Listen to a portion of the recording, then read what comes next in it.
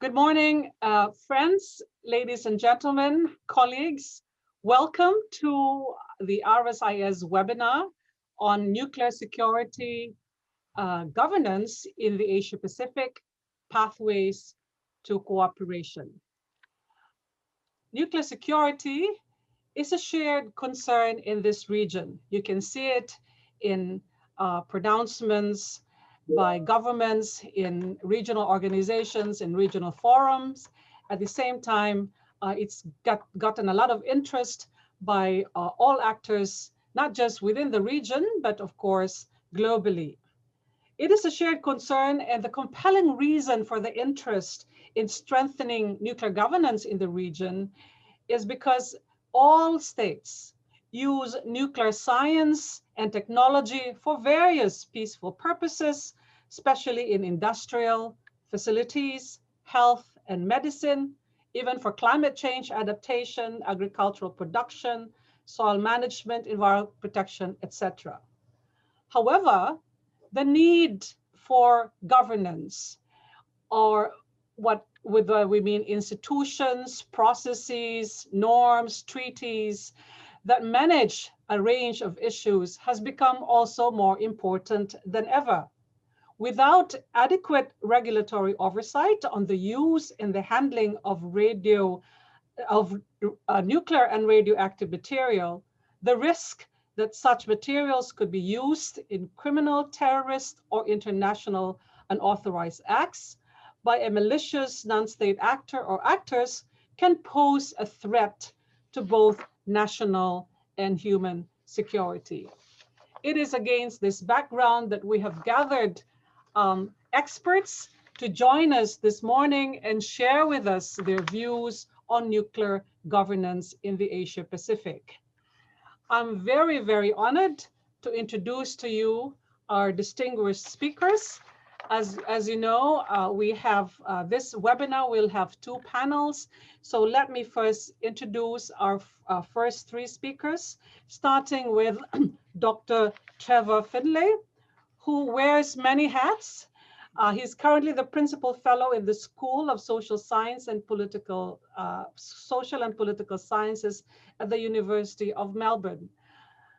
Dr. Findlay was the chair in 2017 of the Secretary General's Advisory Board on Disarmament Matters. Our second speaker is Dr. David Santoro, who is the president of the Pacific Forum. He specializes in strategic deterrence, arms control, and non-proliferation. Joining him also in the same presentation is Mr. Tom Corben, who is a research associate in the Foreign Policy and Defense Program at the United States Studies Center. Our third speaker is Professor Daojiong, who is professor at the School of International Studies and the Institute of South-South Cooperation and Development of Peking University. He works, amongst others, on issues related to international political economy and China's international economic relations, particularly in the fields of energy and nuclear and natural resources. So we will have the first three presentations, and just a very minor housekeeping announcement. If you have any questions, kindly type them in the Q&A box, which you can see at the bottom of your screen. And after the third presentation, we will have our Q&A session. So without further ado, let's start this interesting conversation, starting with Dr. Findlay. Trevor, please, over to you. Thank you, Mely, very much. And it's a great pleasure to be virtually in Singapore, if not in the flesh. I've been asked to give a general overview of nuclear governance in the Asia-Pacific region. And the title of my presentation is Asia-Pacific Nuclear Governance, Fragile, Fragmented, but Fixable, ? I'm going to be looking at 4 different topics. The first I call a tale of 2 sub-regions, because I think it's important to emphasize that one of the challenges in nuclear governance in the Asia-Pacific is that it's not a unified region by any stretch of the imagination. Secondly, I'll look at the regional engagement with the global nuclear governance regime in the three areas of non-proliferation, safety, and security. And by security, I mean prevention of terrorist acts using nuclear materials or facilities. So it's a narrower a definition that I'm using. The third topic we'll talk about is whether the regional governance arrangements fill the gap in the global governance in this region. And finally, I'll ask some questions about where we go to from here to strengthen regional nuclear governance and whether we should have a top-down or a bottom-up approach. So the tale of two sub-regions. Many of you will be familiar with this, but I think it's useful to emphasize the differences. So in Northeast Asia, we have three nuclear weapon states in or close to the region. We have two states under a nuclear umbrella, that's Japan and the Republic of Korea. We have a nuclear pariah in North Korea. Some of the world's biggest generators of nuclear electricity, that's China, obviously, and the ROK. We have major exporters of nuclear technology from the region, including nuclear power reactors. There are several states in Northeast Asia with sophisticated nuclear fuel cycles, Japan included. There's a seemingly intractable nuclear waste problem that is shared by a number of Northeast Asian states. And the major governance concerns in this sub-region are, I suggest, nuclear deterrence stability, nuclear proliferation, nuclear safety and security, and nuclear waste. The second of my sub-regions, and these are always subject to debate, is Southeast Asia and Oceania. And in this area, there are no nuclear weapon states. We have one umbrella state, which is Australia. All states are in either of two nuclear weapon-free zones, which is very encouraging. There are no nuclear power reactors in the region and uncertain prospects everywhere in Southeast Asia and Oceania. There have been considerations of it, cancellations, long-term plans, which have amounted to nothing. We have importers of nuclear technology in this region and an exporter of uranium, a major one, that's Australia, of course. There's no discernible demand for enrichment or reprocessing, so the nuclear facilities being sought are relatively simple. But there's a growing demand for peaceful uses in many fields, including the use of radionuclides. The major governance concerns in Southeast Asia and Oceania are the transboundary effects of nuclear accidents. They would be coming from the north and the west. The issue of nuclear transport, terrorism, including nuclear radionuclide security. So you can see already that the concerns and the realities of each sub-region are very different. And that makes regional nuclear governance in Asia-Pacific quite challenging. So let me talk about the Asia-Pacific involvement in the global structure. And here I refer to the global treaties, the International Atomic Energy Agency, and other global arrangements. So in terms of non-proliferation, NPT, safeguards, IAEA membership, it's universal in the entire Asia-Pacific, which is great, except North Korea. And there's increasing involvement with the IAEA, including their conferences by almost every country that I'm able to measure. And that includes giving papers at conferences and participating actively in conferences. On the additional protocol, universal coverage except Brunei and Malaysia, which is signed but not ratified, and again, North Korea, which is the outlier here. Although Malaysia is also a bit of an outlier, which is very, well, shocking, I think, considering Malaysia had plans to acquire nuclear power reactors and may still do. On the amended small quantities protocol, which allows small states to opt out of safeguards, and there's now an amended one which actually imposes more obligations on them. The states without an amended SQP, which is the better arrangement, include Myanmar, Mongolia, Brunei, Laos, and Malaysia actually rescinded its old small quantities protocol. So that's good news. On nuclear safety, there are major gaps in the global regime in terms of the Convention on Nuclear Safety. So the DPRK again is absent. Malaysia is absent. The Philippines has only signed ages ago and not ratified. On nuclear security, the Convention on the Physical Protection of Nuclear Materials and its amendment, which really expands that safety regime, security regime considerably, Malaysia is missing again. There are also gaps in the code of conduct participation across the region. There was strong Asian representative at the nuclear security summits, but of course they're finished. And in general, key countries have not been involved at the IAEA and the Nuclear Security Contact Group, which is quite disappointing. There's strong megaports participation in Southeast Asia, Singapore, of course. And as we know, there are centers of excellence for nuclear security in several countries, China, Japan, ROK, and Indonesia, and we'll hear about them later, I believe.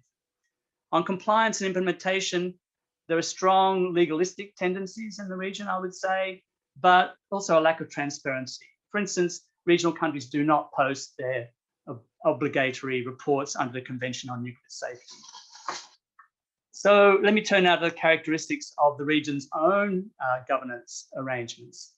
So there is obviously an absence of a single body like Euratom to cover governance in Asia Pacific, but there is a large number of consultative, networking, and technical assistance bodies. In fact, you have this alphabet soup of bodies. Unfortunately, it's organizationally incoherent.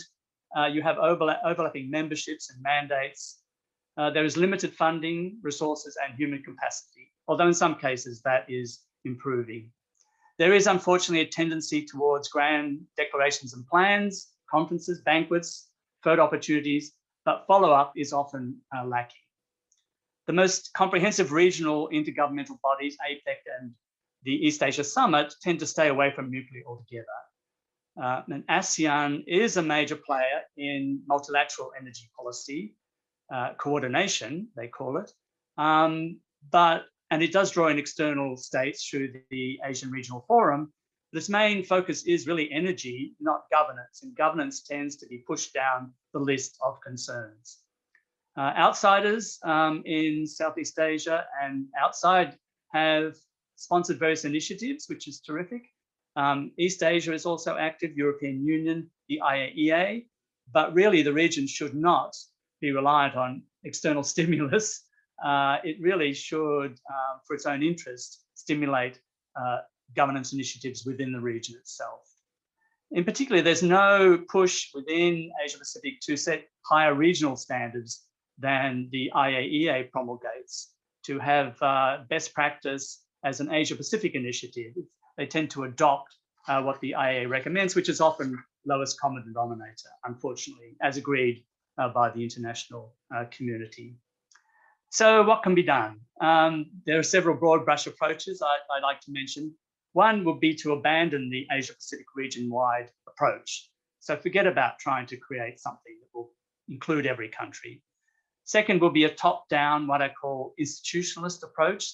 So rationalize the current governance alphabet soup and impose that in an agreed way upon the region. Thirdly, a bottom-up approach, which is a functionalist approach. So just choose the issues that matter most to countries and work from the ground up in approaching the issues bit by bit. Or we could have a combination of all three of those. So let me talk briefly about abandoning the Asia-wide approach. It's partly because the Asia-Pacific region is impossible to define to everyone's satisfaction. And we know there are various organizations which include this or that member state, and it's because of political reasons. So it's very difficult to envisage a body that would include all states in the region. There are some benefits, obviously, to a wider scope. North Korea, for instance, participates in CSCAP, but it doesn't participate in the others. And you would have to really convince North Korea to do that. Some of the smaller governance bodies, in fact, are quite helpful because they have quirky membership. So Bangladesh, Kazakhstan, and Mongolia are in some of them. Canada and Australia are in them, and they provide assistance and advice. Sometimes that can be beneficial, that very quirky membership. And it's come about because of historical reasons, depending on which country or organization initiated the forum in the first place. Sub-regions obviously need to cooperate because demands drive that. So, excuse my telephone in the background. And in some cases, like Northeast Asia, there is very good collaboration, for instance, on nuclear security centers of excellence. So there is sort of a natural sub-regional push, if you like. Let me talk about the top-down institutionalist approach. So the idea is here, you would have some Euratom-like organization to cover the entire region with universal membership. And I've already indicated why that is problematic. On the positive side, it would certainly gain in effectiveness and efficiency and create a Asia-Pacific-wide consciousness of nuclear governance. But it's impossible really to imagine this single organization, and there are really no obvious candidates for leading this push.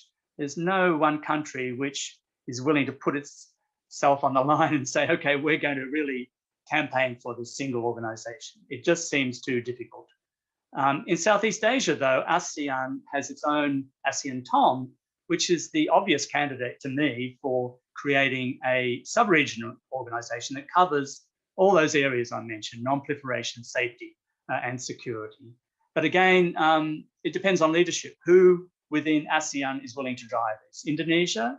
Well, Indonesia has its own difficulties about being seen as the grandstanding state in the region. Malaysia certainly can't. It hasn't even adhered to all the international agreements. So its standing is not sufficient to allow it to do it. So it's really a puzzle. Thailand was sending signals that it was willing to lead in nuclear governance, but I'm not clear that that's actually continued. Although Thailand has cleaned up its act in terms of acceding to all the relevant conventions. So the bottom-up functionalist approach, I think, is probably the most attractive. You can see where this is going, because it would build on the real perceived needs of states in the region, and it's a more natural way of proceeding. It certainly builds on the ASEAN way of negotiating through trust and community building, the ASEAN way, for all its flaws. I think it does work in some instances.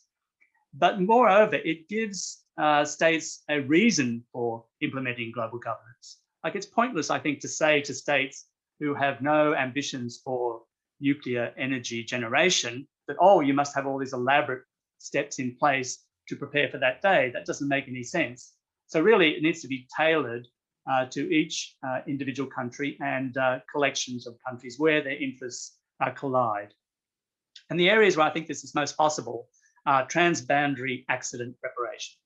And there's some indication that states in Asia Pacific and Southeast Asia particularly are concerned about nuclear emergency response, but also liability. What happens when there is an accident? Who pays for that? So that's clearly a national interest of every country, even countries without nuclear power reactors. There's a burgeoning use of radioisotopes. So again, that is a concern for every country, and it should be one that countries are willing to engage on in terms of nuclear security, preventing nuclear terrorist incidents or accidents. Nuclear transport within and through the region is another one. So as nuclear use increases in Southeast Asia and East Asia, surely nuclear transport is one of the key issues, and often, I think, overlooked. Finally, for those countries interested in acquiring nuclear power plants, the IAEA milestones document is something that all states in the region who have those plans could work on collectively. So the milestones document sets out various stages which you need to reach before you contemplate having a nuclear power plant. And that's already exists, and the standards are good, and it's all very clear in the document. That's something that could be worked on regionally in order really to elevate the standards and increase collaboration for the day when other states might very well have nuclear facilities. Now, this functionalist approach is not very orderly. It's not necessarily logical, because it really depends on what needs are perceived by each country. But to me, it probably has the best likelihood of success. And I'll leave it there. Thank you very much. Fantastic. Thanks very much, Trevor, for setting the stage for that big umbrella of governance that we all try to grapple with. And I like the three different options that you've actually laid out. Now we turn to from a global, regional, we now turn to two specific country presentations, starting with David and Tom. So over to you, Tom. Sorry, David, please. Thank you, Mely. Let me first express my thanks to you, Julius, and RSIS for putting together this very timely webinar, and for being such a fantastic partner with us, the Pacific Forum, over the years. I deeply value our partnership and look forward to continuing our joint work. So as you mentioned, my name is David Santoro, and I'm the president of the Honolulu-based Pacific Forum. The presentation I will be giving today is a joint presentation with my colleague, Tom Corben from the US Study Center at the University of Sydney, another organization for that matter, with which the Pacific Forum is a partner, and another partnership I deeply value. So the focus of our presentation is the US approach to nuclear governance in the region. And it was an interesting paper to write, but when Tom and I got the invitation to think about that topic, our first reaction was, what is specific to the US approach to nuclear governance in the region? Is there even such an approach? And so our starting point quickly became that it is impossible to understand the US approach to nuclear governance in Asia without first understanding the US approach to, on the one hand, the nuclear problem, and on the other, the region more generally. And so with that in mind, we decided to structure our paper in two main parts. Number one, conduct a review of US positions, policies, and actions to address the nuclear problem, and separately, how Washington has approached Asia over time.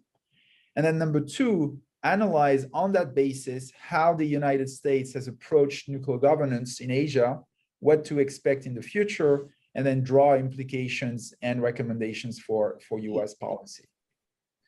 So in my presentation, I will focus on the first part, and then Tom will do the second part.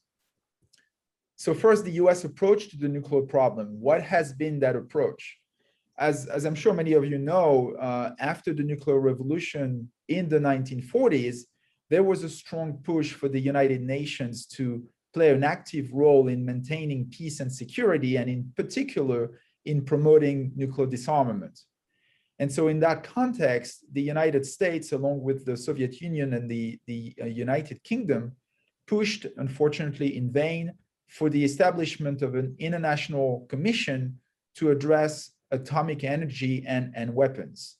And the idea at the time was that the United States and others should solve the nuclear problem through a global approach. Disarmament was the global approach to solve that problem. Now, after it became clear that disarmament was not in the cards, deterrence and arms control became the priority for the superpowers, and to some extent, the few other powers that had developed nuclear weapons. And non-proliferation became the rule for all other states.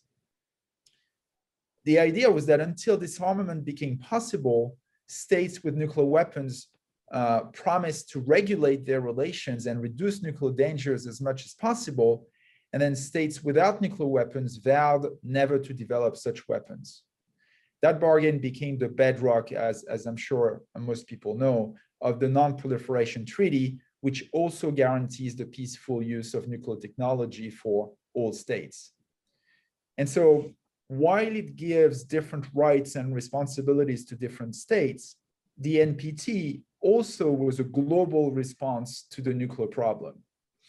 And in many ways, the same is true of subsequent efforts to maintain nuclear safety and security. The main instruments are global in scope.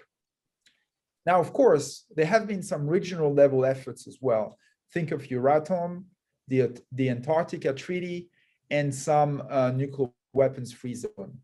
The United States has typically regarded these regional level efforts as complement to global treaties and convention, and it has prioritized global instruments over time. First, the United States has also relied on state-level actions. Think of export controls, think of non-proliferation sanctions, for instance. And so the bottom line is that the US approach to the nuclear problem has primarily been through global and state actions rather than comprehensive regional solutions. Let me now talk a little bit about the US approach to Asia, again, generally. Now, as you know, Asia emerged as a distinct world region after the Second World War and upon decolonization from the West. And that coincided with the onset of the Cold War, which had Europe as its focal point, but infused and shaped Asia. Except for maritime Southeast Asia, which maintained some autonomy and developed sub-regional cooperation, notably through ASEAN, Asia was basically a subordinate region to global bipolar dynamics, and it was the theater of hot wars that had their primary drivers elsewhere, not in Asia. So the US goal at the time was to contain and outcompete the Soviet Union, and initially China as well, until Beijing turned on Moscow and aligned itself with Washington. But because the Cold War's focus was Europe, the United States was motivated primarily by preventing a major war in Asia. And that's why the United States opted for bilateral alliances in Asia to help deter the Soviet Union, but also because it gave the United States more control over its allies, notably the power to prevent them from entrapping Washington into an unwanted war. And of course, there were attempts to do multilateral arrangements in Asia, but they did not succeed. Now, starting in the 1980s, Asia began to emerge as a more distinct region, not only because of rising economic dynamism and growing interdependence among Asian countries and other centers of power, but also because of the emergence of regional norms and institutions. The United States has welcomed and supported these dynamics, but by and large, it has tended to criticize Asian regional organizations essentially as being talk shops because Asian countries, per Washington, have not turned regional norms into binding rules, or at least not sufficiently. And the argument is that these institutions have not had enough of a transformative role. So the bottom line is that the United States has continued to engage the region mostly bilaterally. This is still true today, despite US efforts to encourage, particularly in the context of rising competition in the region, the buildup and strengthening of the region's burgeoning institutions. And so what's the upshot? Well, I think the upshot is that neither the US approach to the nuclear problem nor the US approach to Asia has had much of a regional dimension. Again, in seeking to address the nuclear problem, the United States has prioritized global mechanisms and state-level actions, not regional institutions or initiatives. And in the same way, in its relations with Asia, the United States has favored bilateral, not regional engagement. And so this is the backdrop that you need to have to, I think, grasp the US approach to nuclear governance in Asia. And with that, let me give the floor to my co-author, Tom, for the second part of our presentation. Thanks very much, David, for teeing that up nicely for me to go into some more detail about how exactly the US has approached nuclear governance challenges in the region, primarily through the bilateral or global level mechanisms that David was just speaking about.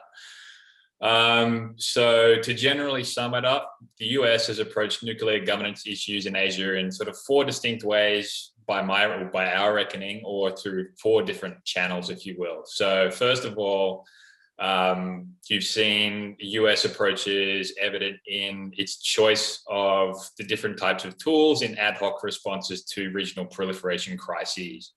So, for example, with China in the 1950s and onwards, the US pursued a range of actions to encourage China to accept and adhere to global non-proliferation norms and rules as part of a wider effort to normalize bilateral relations. So, for example, conditioning bilateral civil nuclear cooperation with Beijing upon China's adherence to non-proliferation or supplier norms at the global level through a combination of diplomatic and technological incentives or threats to withhold those incentives. In South Asia, rather, you saw the US, in response to nuclear outbreak or the risk of nuclear outbreak in India or Pakistan, pursue upgrades to its own unilateral sanctions legislation for example, the Glenn Amendment or the Non-Proliferation Act in the late 1970s, but also to introduce new mechanisms at the global level. So think the creation of the Nuclear Suppliers Group in 1975 to more strictly control nuclear technologies trade with the region. But as a general rule there, Washington has generally been willing to trade off its proliferation concerns in pursuing its wider strategic agenda. So you only have to look at the development of US-Pakistan ties, and more recently, US-India ties to get a sense of that trade-off. North Korea has generally figured as the main object of US regional nuclear security, safety, and general governance concerns, we argue.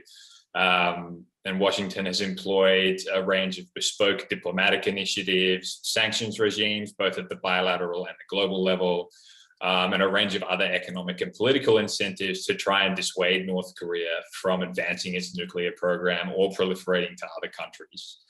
The US has generally preferred bilateral methods, whether diplomatic or sanctions initially, but it's increasingly becoming apparent that any long-term solution to the North Korea problem is going to require a multilateral effort, particularly given that North Korea's nuclear program appears increasingly durable. The other proliferation crisis worth mentioning is that with Myanmar in the 2000s, where Burma's expanding diplomatic, military, and scientific ties with North Korea were a particular concern for the United States, and the fear was that Myanmar could become the next big proliferator.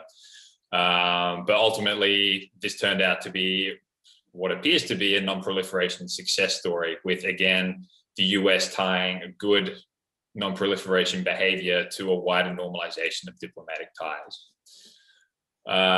Moving along to bilateral mechanisms, the United States, as David mentioned, has also used treaty alliances to try and get at nuclear governance challenges in the region by using security guarantees as a cap on regional states' own incentives to go or try to go nuclear, but also as means for transferring nuclear technological knowledge and ensuring the adoption of best practices per IAEA safeguards. The United States has also run a number of capacity building programs through government agencies such as DoD's Cooperative Threat Reduction program and the National Nuclear Safety Administration as well. Beyond the bilateral level, the US has also pursued a range of ad hoc or bespoke initiatives.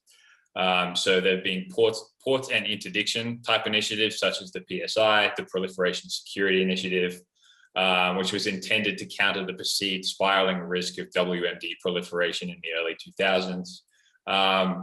Nominally global in scope, but there were several occasions where US officials singled out North Korea as the major motivation behind the creation of this mechanism. And it has had a sort of a particular manifestation in Asia with the regular Asia-Pacific exercise rotation. Multilateral institutions, the US has attempted to get at nuclear governance problems through a range of regional dialogues, such as US-ASEAN.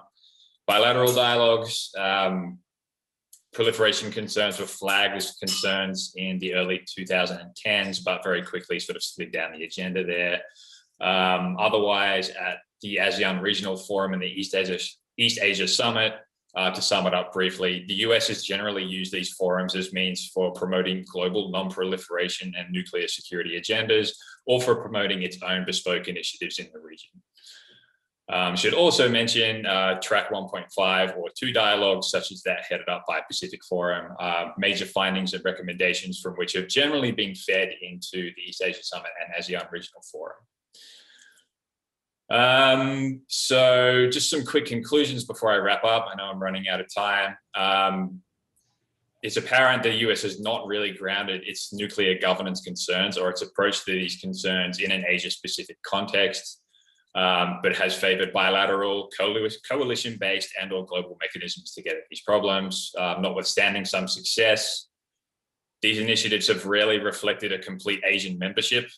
And the US has, as a general rule, dedicated most of its attention to non-proliferation nuclear security concerns rather than nuclear safety challenges. I think my time is just about up. I'm happy to speak more about our recommendations in the Q&A, but for now, I'll turn back over. Thank you, David and Tom. We would, before we turn to Daojiong, you could, for the audience, you really start putting in, jotting in your questions at the Q&A button, so we can proceed with the Q&A later and in a more smooth manner. So can we now turn to Daojiong? Good morning. I appreciate the opportunity to be asked to do this, but frankly speaking, I'm not an expert on this topic. One reason is that a couple of years back, I actually asked the Chinese nuclear company high executives, what is international relations to them, what people like me doing international relations can do to help them. They told me their primary concern, about the only concern about international affairs, was over visas and passports. If their passports may expire, they may not get the visa in time. Well, that is not a joke. In other words, it's a very specialized field, and I was not trained as a nuclear scientist, but it's good to join this. I read through some of the Chinese and foreign language literature. So this is, I haven't started writing the chapter yet, but I thought one way to start addressing the topic is to define the starting point of concern in terms of nuclear governance. I limit this to safety rather than proliferation or the larger international security. To have that partly reflects the fact, as was said before, China is producing nuclear weapons, and China is a major actor in the global nuclear industry. But then in terms of governance, the domestic nuclear governance is the core for a nuclear have state or a have not state. Then there are three essentials in place. You need to have a sustainable development process. Then you need to have appropriate safety framework. Then you need to have a productive approach toward public opinion. That's all on the domestic side. In terms of international nuclear governance, then here again, safety is put before security as defined as nuclear weapons development. Then right now, like it or not, nuclear electricity is a means of energy development that can contribute to reducing impacts on climate change. The process of producing nuclear weapon may not be that clean, but comparatively speaking, at the generation and use stage, it is better than coal and other forms of power. So what happens internationally, again, with the understanding of domestic governance performance, then internationally, we need to foster norms in nuclear safety cooperation among all nations through international capacity enhancement. A quick sketch of Chinese nuclear industry records. China first commissioned its power plant in 1994, although research in military nuclear went back to the 1960s. And today it's the third in a number of operable nuclear power plants. The US has 93, China has 50. Then nuclear power, on the other hand, constitutes about 5% of China's total electricity generation. That's the latest figure I got. It is still competing with coal for parity in terms of on-grid electricity supply. I'm reading literature about miniaturization of nuclear power plants that may address issues of water and maintenance, but that's probably still on an experimental basis. There is huge room for growth of nuclear electricity as part of the country's energy transition. And domestically, we have a policy pledge of reaching carbon peaking before 2030 and then carbon neutrality 2060. China is the country with the largest number of nuclear reactors under construction. Then the good news is so far there's no incidents that's more severe than level 2 on the international nuclear and radiology event scale. This is a very quick, just for information, today's sake. Nuclear accidents are ranked from 1 to 7. The Fukushima accident probably went over the scale of 7. Some say it was 11, but that's for the nuclear scientists to address. In 2019, the Chinese government, the State Council's Information Office put out a policy paper called the Nuclear Safety in China. And I'm going to write something about this, put the language in more understandable terms. So you have a domestic structure of laws and regulations, and then to ensure nuclear safety in this country. And there are also a lot of discussions about improving the laws, especially the laws, those aspects that relate to the public in terms of compensation, in terms of consultation with the public, and in terms of adequate treatment in times of emergency. So the law is being perfected. And then this is the sketch. Again, I will have to rely on such literature because I have no independent capacity to assess it. This has to do with the monitoring in China, how they monitor in different sectors: atmosphere, water, soil, marine life, and seawater radiation. That's to ensure to protect domestic safety. And this again is from the policy paper that talked about the number of personnel that are employed in those different sectors in terms of safety monitoring. In terms of China international nuclear safety norms, China is the signatory country of virtually all of these international conventions. I'm not going to get to each and every one of them, including export controls regimes in place, especially when in relation to dual use.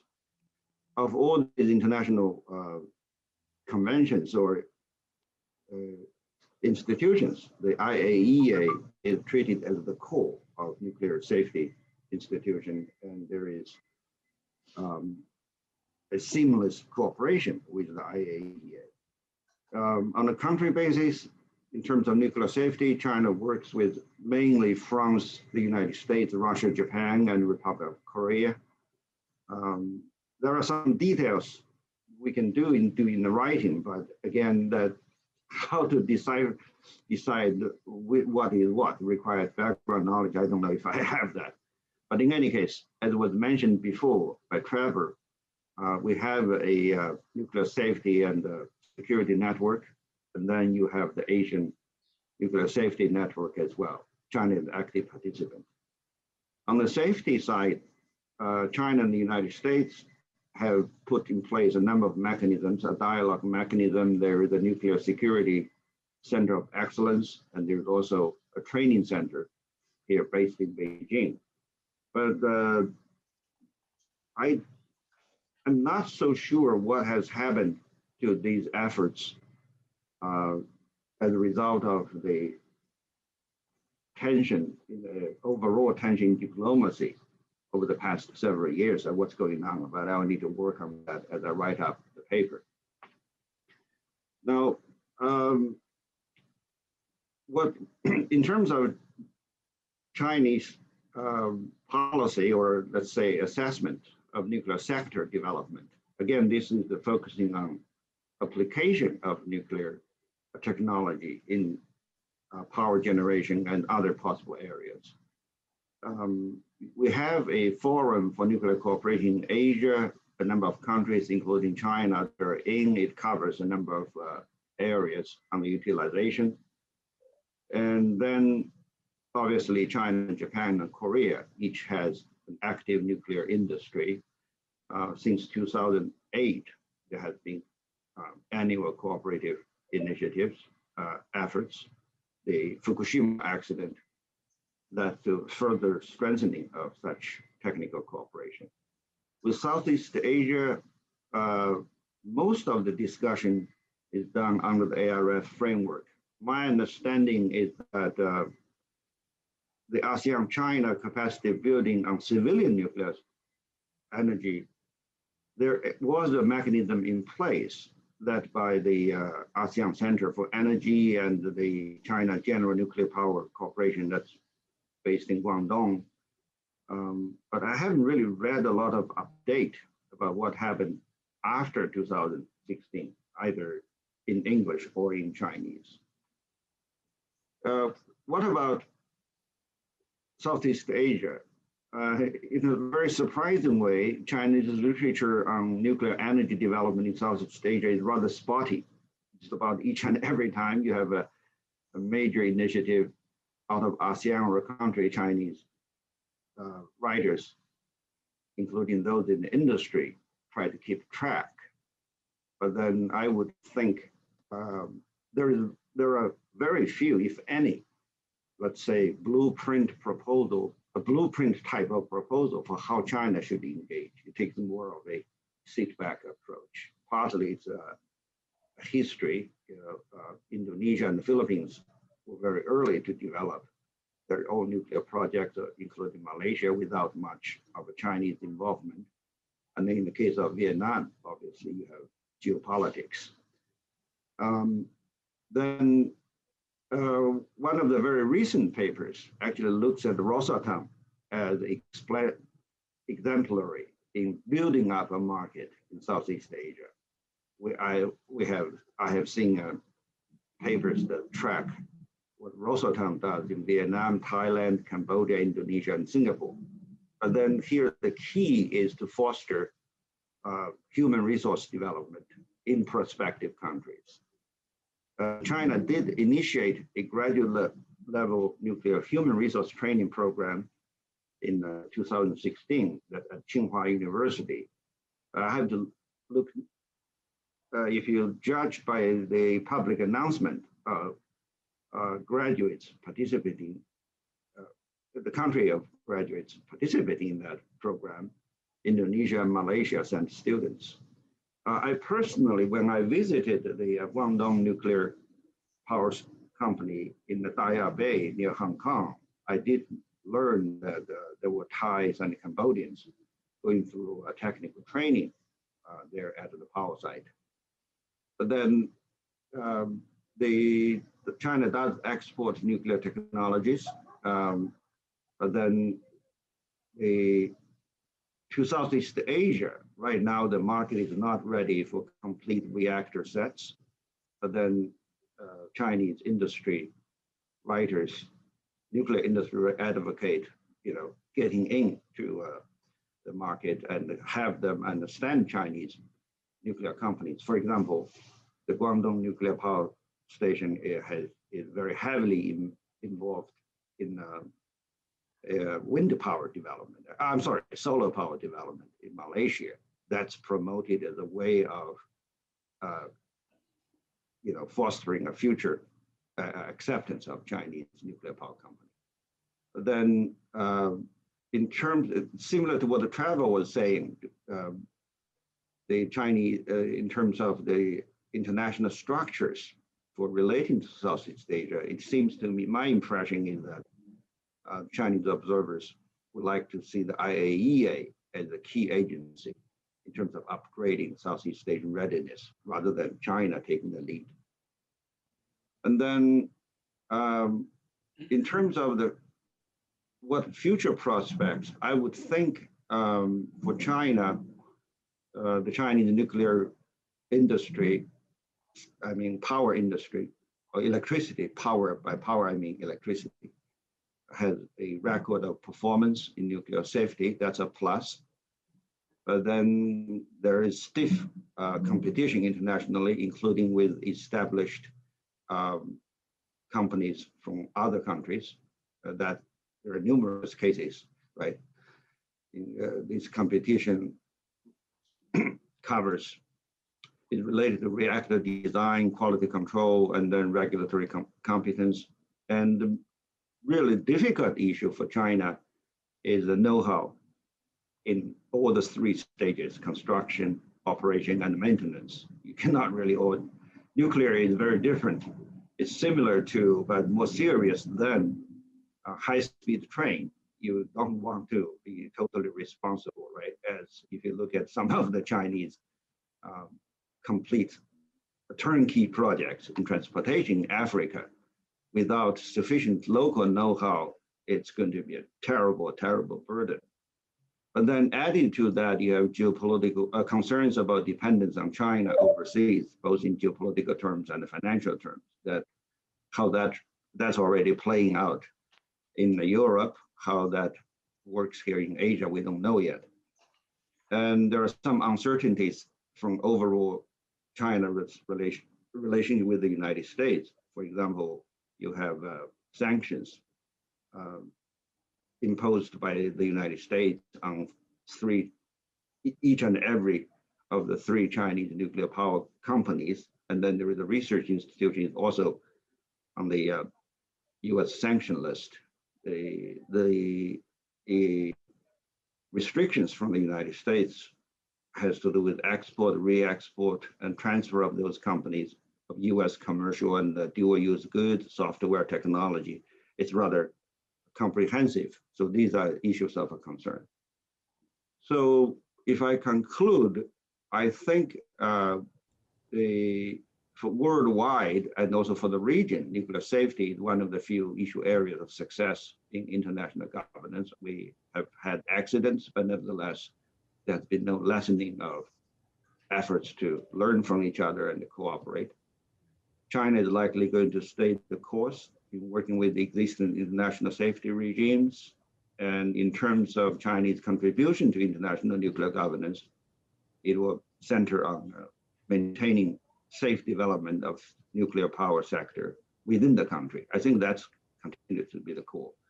And then China's companies will participate in nuclear sector development outside of the country, but that participation has to be contingent upon readiness in host countries, technical, political, and financial sense. So that's essentially what I'm planning to write up in the chapter. I look forward to a Q&A later on. Thank you. Thank you very much, Daojiong, and to both Trevor, David, and Tom for very, very insightful and very interesting presentation. We started with the more broad, global, regional, down to country perspectives on governance. We have time for questions. I have a general question. I think if I could exercise the prerogative of a chair, and anyone can answer to this. Trevor started by saying that it's not really realistic to have one global Asia umbrella institution to deal with the issue of nuclear governance, and he's given us, different models that or frameworks that would be more doable or have more promise, like the more sub-regional and of course functional cooperation. But in the context of governance, albeit it's multi-level, the issue of leadership is actually important. And you have countries, we have major powers that are also, very much a big player in this whole field of nuclear governance. There's the fact that the US prefers to do more bilateral, or that because there is more increasing tension between China and the US. Though this major power competition actually become a deterrent or an obstacle to promoting nuclear governance or otherwise. So that can be as a broad question out there. And I have two questions already, or I think four. There's a question about transboundary accident preparation and how is this actually played out in the region. I understand that this will be taken up later, but was it Tom who mentioned this earlier? Maybe you could comment on that. And for Daojiong, there's a question about China announced, why is it that okay. China announcing this month that it's constructing the world's first land-based commercial small modular reactor-based. And it also unveiled the design for the world's first thorium molten salt commercial sector. Does that need water for cooling? I guess these two developments, if successfully implemented, can significantly cut construction and safety. Can significantly cut construction costs and safety. Is there a need, therefore, to put new rules to cover these two new technological development? In other words, the current regulations, regimes that we have with regard to nuclear safety, how does this fill in, or there appears to be a gap when it comes to new developments in nuclear power plants. And another question, I guess this is to all panelists on nuclear proliferation. Can the panelists comment on nuclear proliferation due to the interaction between South Asian countries and countries in East Asia, such as North Korea? So why don't we start with the first question about the impact of increasing major power competition on the prospect of nuclear governance, nuclear security governance, and then followed by Daojiong's response to, what do these new developments in nuclear power plants mean for nuclear governance, and on nuclear proliferation between South Asia and in South Asia and in North Korea. Maybe David could pick up on that. And there was a question on nuclear accidents, I think, preparation, and maybe Tom. All right, so in that order, can we, who wants to pick up the first question? Yes, David? Yeah. And, I could do that as well. Okay, and okay, let's start with, why don't I start with Trevor, and then David, you can also tackle the second question, yeah? Okay, Trevor, please, yeah. Okay, I've got two responses to the two of the questions. So on transboundary accidents, my understanding is that the European Union has been funding collaboration in Southeast Asia on the idea that the existing collaboration regarding accident emergency and responses in general to natural disasters, for instance, can be adapted to the nuclear field. I don't have all the details of that, but that would be a very good way to approach it, because obviously there are a lot of natural disasters occurring in Southeast Asia almost all the time. And if you could just adapt that system to nuclear without scaring the horses, as we say, without making too big a deal of the nuclear danger, then I think that would be very useful, because one of the things you want to do in preparing for a nuclear disaster is not to scare the wits out of the public so that they then will not support any nuclear development. And Indonesia has had that problem nationally. Just in terms of the new technologies like small modular reactors and molten salt reactors, the answer is that the international governance arrangements are not in place for those new technologies. So the IAEA and Nuclear Energy Agency of the OECD are working on these new technologies in terms of how to wrap them into the non-proliferation system and how to ensure safety and security. But the jury is out, because none of these have yet been approved for deployment. And so the governance arrangements ideally need to be in place when the first of these is deployed, and that could be within the next decade. So there is really a race against time.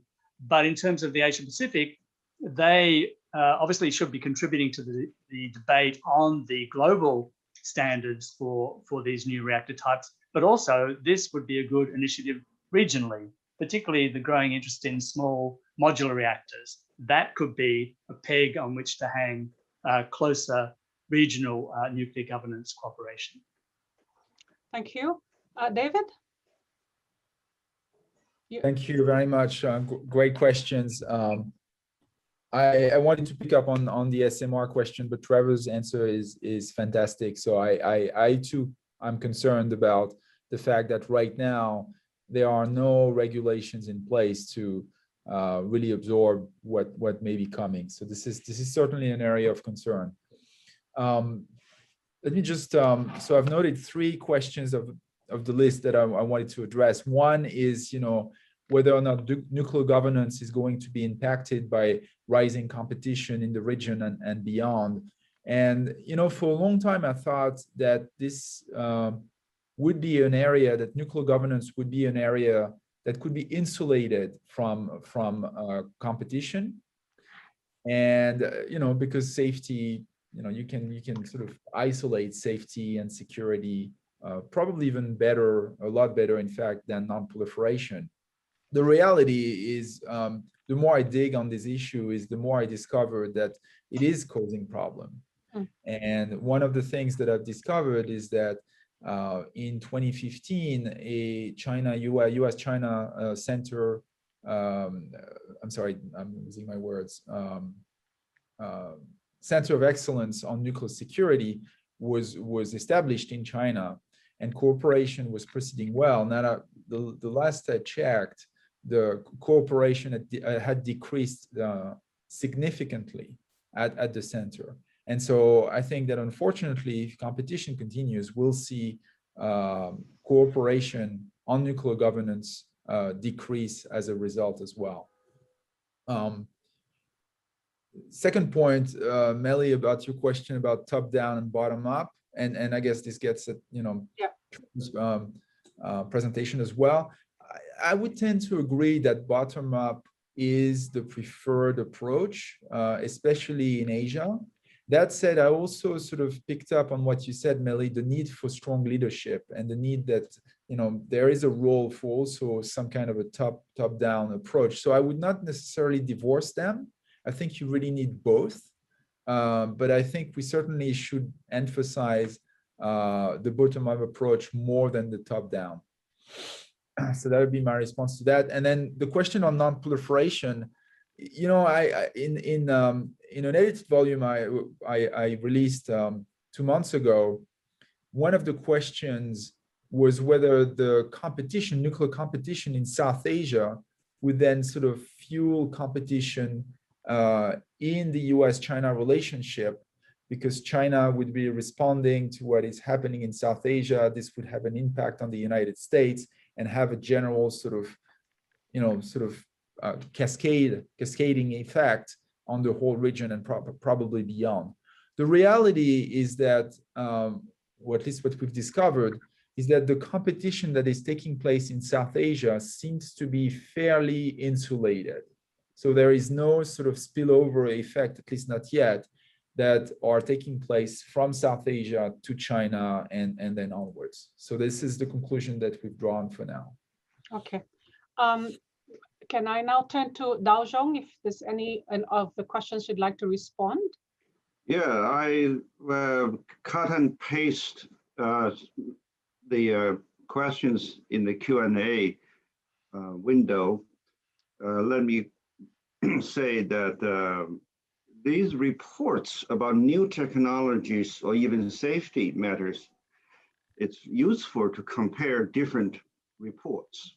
You have like I said, stiff competition, and that sometimes what's fed into the general news like Reuters or AP may not be the whole picture. You have to read a lot of others. For example, recently there was a report about an accident in Yangjiang in Guangdong. That's the first AP 1400 or Hualong 1. And you read different reports, and some reports say, well, this really is more about the EDF wanting to compete with China, its partner, the China General Nuclear Power, and it also had to do with Britain's decision later on to, not decision, argument of saying, well, the Chinese company may not be as reliable. So what can you do? Then I would think there's no replacement, shortcut to transparency, to let industry experts to assess the certitude of those kind of reports and statements. In terms of Southeast Asia, to the extent I know, the real, let me put it this way, there are some questions about Southeast Asian readiness from a technical standpoint. For example, the Daya Bay nuclear reactor is one of the first China collaborated with the EDF of France. I learned that the training for the Chinese workers there, technicians or engineers, was really lifelong. A person has to go through some 32 or over 30 certification process, and much of the manual translating from French into Chinese was horrendous amount of work.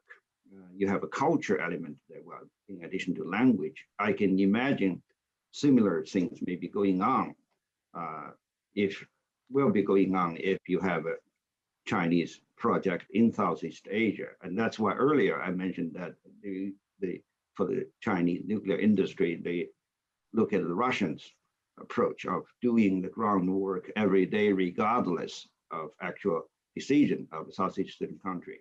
I imagine later on, should a Southeast Asian country choose the Russian model, or as earlier, Vietnam, when it chose both Japanese and Russian, then you will have to have a huge team of I'm talking about thousands, including technicians who are dedicated to this lifelong commitment, who will be doing the training to understand all the technical details in Japanese, in Russian, and being able to work with engineers from nuclear companies of those countries. I think that's what it is.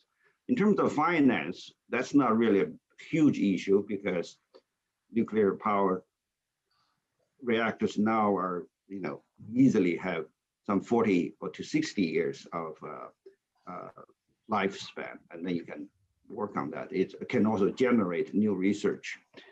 The new reactor that was typed in one of the questions, the sodium in the reactor is in Gansu, in Wei, that does not use as much water for cooling. Does this require new safeguard? Yes, it does. Like I said, probably we should be using existing institutions rather than, I go with Trevor, who said we probably should be having a bottom-up and a functionalist approach, issue-driven rather than nation-state as a candidate, because this is not a technology that you want to play just because of saying, well, you are with us or against us in geopolitics. Okay, thanks very much. There are a few questions which we can of course take later on, but we shall now move to the next panel. And let me first introduce our speakers for the second panel, starting with Dr. Hosik Yu, who is the Vice President of the Korea Institute of Nuclear Non-Proliferation and Control, otherwise known as KINUC, where he focuses on the implementation of regulation and policy development on nuclear security and nuclear non-proliferation. Then we have Dr. Masahiro Okuda, who is an engineer of the Integrated Support Center for Nuclear Non-Proliferation and Nuclear Security, otherwise known as ISCN, of the Japan Atomic Energy Agency, where he is in charge of nuclear security capacity development as an instructor of training courses at the Institute. Joining him in the presentation is Ms. Naoko Noro, who is a Chief Training Instructor at the Integrated Support Center for Nuclear Non-Proliferation and Nuclear Security of the same, of the same institute. And last but not least, we have my colleague, Julius Trajano, who is a research fellow at the Center for Non-Traditional Security Studies here in RSIS. And he is a member of the leadership team of the International Nuclear Security Education Network, otherwise known as INSEN, and has actively participated in many of the Track 2 meetings on nuclear security here in Asia Pacific. So without further ado, may I now turn to Dr. Hosik Wu, please. Thank you. First of all, I would like to thank you, the organizer of this meeting, especially Professor Mely and Julius. And I would like to, the other three speakers focus on the global area of nuclear governments, but I would like to focus on our country's system and regulations. And then I will concluding remark. As a concluding remark, I would like to suggest how to develop the governance, the regime on the field of nuclear, and on the basis of our country's experience. Next slide, please. Next slide. First of all, I would like to introduce our country's nuclear energy status as a national energy security. 3 years ago, we have about 30% of total nuclear energy is shared by the nuclear energy, but nowadays the new government policy is to change the nuclear policy from the fossil fuel to the renewable energy. So this year, in the morning I checked the share.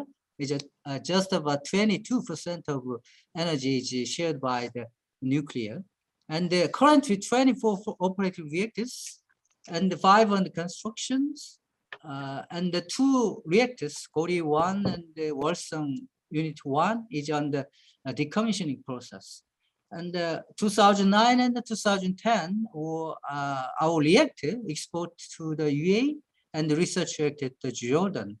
Nowadays, we have extensive R&D programs, but it's decreasing nowadays. We developing pilot processing process and SMR, SFR, and VHTR. Next, please. Yeah, this slide shows the nuclear facility location in our country. There are 4 sites for the nuclear reactors: Gori, Hanul, Hanbit, Walsung, and there are 3 different sites for the research reactor Hanaro Kerry and the Keko NF fuel fabrication facilities, and they are the massive radioactive source factory located in Suwon area. Next, please. Yeah, I would like to introduce the nuclear non-proliferation history of ROK. In 1957, the ROK joined the IAEA and ratified NPT in 1975, and joined the NSG in 1995, and the AP entered into force in 2004. 2009 agreed on an integrated safeguard approach, and nowadays we are closely cooperating with the IAEA to adopt the new SLA. Next, please. In terms of nuclear security, we joined the CPPNM in 1982, ratified in 1987, and in 2004 we promulgated the Special Act for the Physical Protection, including the cyber. We call the Act for the Physical Protection of Nuclear Material and Facility, Radioactive Emergency Preparedness. We call it the APPILP, and we signed the ICSA end-to-end amendment to CPPNM. These 2 documents, these 2 treaty was ratified in 2016 after the Hague Nuclear Security Summit. And we established the first national design-based strategy in 2009. And 2021, we are revising the APPILP. Next, please. Yeah, this slide shows the history of nuclear security. As I mentioned that the ROK follow all the new international norm and standard, such as the Information Circular 225 and ICSA-NT, CPPNMF, and Resolution 5040. We revised our Special Act for the Physical Protection and Nuclear Security information in adoption with the Information Circular 225 Revision 5. Next, please. This slide shows the tier of our legal framework for the non-proliferation nuclear security. There are 5 tiers from the Act. Second tier is enforcement degree, third enforcement regulation notice, and the last one is technical standard. And for the non-proliferation, Nuclear Safety Act and Foreign Trade Act, Custom Act. The 3 Act is the main act for the non-proliferation. And for the nuclear security, we have APPLEP. Next, please. There is one regulation body in our country, NSSB, Nuclear Safety and Security Commissions. Its mission is to perform nuclear-related watchdog activities to protect the public health and safety and to promote the national defense and security. Its major responsibilities from the safety to the safeguard. All 3 essays NSS is responsible for. The physical protection, including the cyber, non-proliferation issues, and export and import control of nuclear-related material. Only for the part 1. In terms of part 2, Department of Industry and Trade is responsible for that. Next, please. Yeah, there are 2 technical support organizations to assist the NSSC, because NSSC is a governmental organization, so there is no the expertise on the safety and the security safeguard. So the KINAC that I'm working for is responsible for the 3 main the responsibility. The first one is safeguard, international safeguard, and the physical protection, including the cyber and the export and the import control. And the safety-related activities are supported by the KINS. KINS' role is to licensing, review and inspection, environment, and emergency. Next, please. Next, please. Yeah. I think that maybe some of you may confused about the role of NSSC and the KINAC in terms of security and non-proliferation. I would like to introduce the role of KINAC. KINAC's role is to conduct inspection. The NSSC entrusted the inspection and the other regulation process to the KINAC, and the other one is the cooperation with the IEA for safeguard and security, and they implement export control measures only for the part 1. And the other one is to conduct non-proliferation security studies. We established the Center of Excellence in 2014 as a result of Nuclear Security Summit. We provide many programs, including safeguard, internet safeguard, physical protection, cyber, and the import and export control. Next, please. Yeah, this slide shows the regulatory authorities in terms of safeguard and security. As I told you that there is one regulatory body in the ROK, NSSC. NSSC entrusted all the regulation work to the KINAC in terms of safeguard and security. There are several facilities, including the KHMP, KNF, KERI, KHU, LF. And the KINAC inspect and review all the regulation work and sent to the NSSC, and the NSSC decide if their work is some application from the nuclear facilities permitted or not. Next, please. The export import control regime is different. As I told you that NSSC is only focused on the part 1 trigger list, and the KINAC assist the NSSC in terms of trigger list export and import control. The other part 2 double item is responsible by the Department of Industry and Trade. And MOPA, the foreign affairs, is a major role in the interrelation with the foreign country in terms of export and import control. Next, please. Yeah, after the accident for the hacking in 2014 to the nuclear power plant in the ROK, the cybersecurity is the main area for concern. After that, the KINAG is responsible for the cybersecurity regulation for the nuclear facilities. And from that, we have a 7-step for the cybersecurity implementations.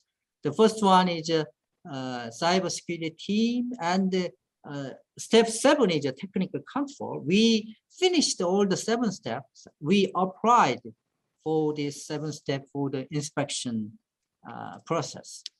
Next, please. Yeah, this slide shows the nuclear security summit process.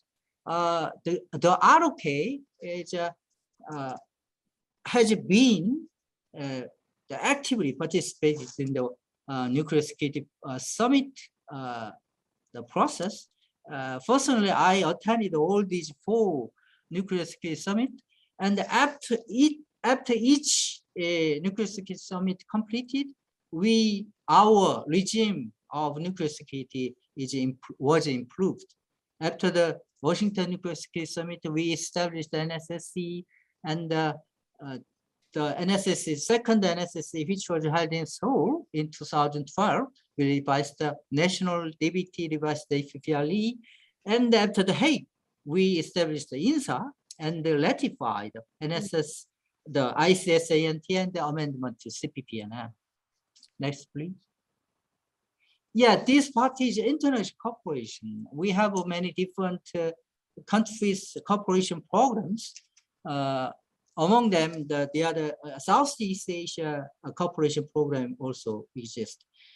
Between the ROK US, we have annual meetings, and we develop technical tools for nuclear non-proliferation security. And we have annual meetings between the ROK and the IEA. We also participate in technical meetings. And the ROK is one of the countries who established the APSN, Asian Pacific Safeguard Networks. Include the number of APSN is nowadays 16 countries, mostly from the Southeast Asia, South Asia. And in that entities, we exchange the information, and after we established our own Center of Excellence, INSA, we provide some training and technical meetings for that. Next, please. Yeah, based on our experience, I would like to suggest some country who wants to establish their own regime of the nuclear governance. I think that the most important thing is that the country must participate in the international instrument and the norm regarding the nuclear proliferation, nuclear security, such as the CPPNMA and the AP, etc. And the second thing is that establish an independent regulatory authority. I think that most of the Asian Pacific country has an independent regulatory authority.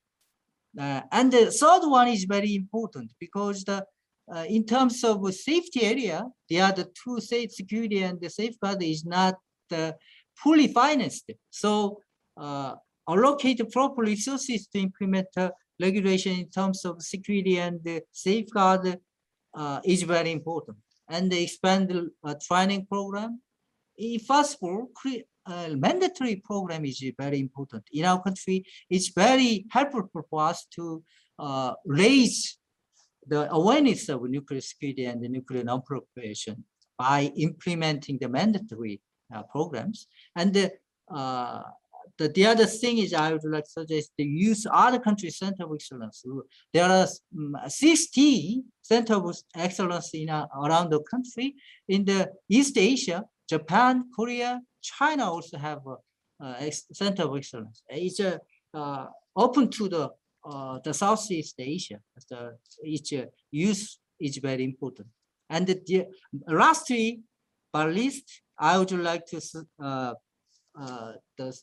stress the importance of consolidated cooperation with the neighboring country. Thank you very much.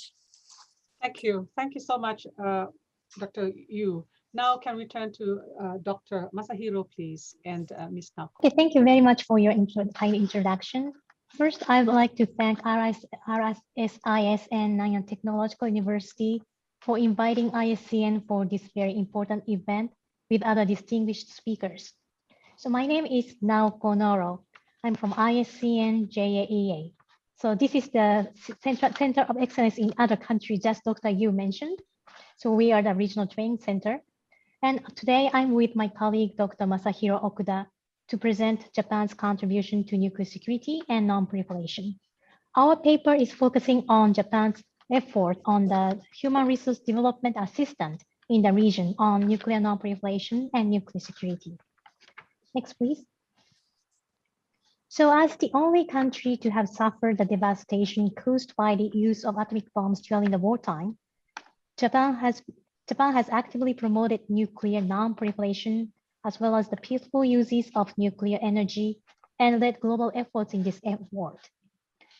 And within the international nuclear non-proliferation regime, Japan regards IAEA safeguards as one of the central measures and is actively devoting its effort to support for strengthening the effectiveness and improving the efficiency of IAEA safeguards.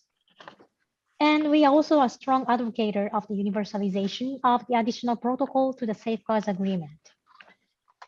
In the area of nuclear security, Japan is a member of all the nuclear security-related international conventions and expressed strong support for the nuclear security summit process.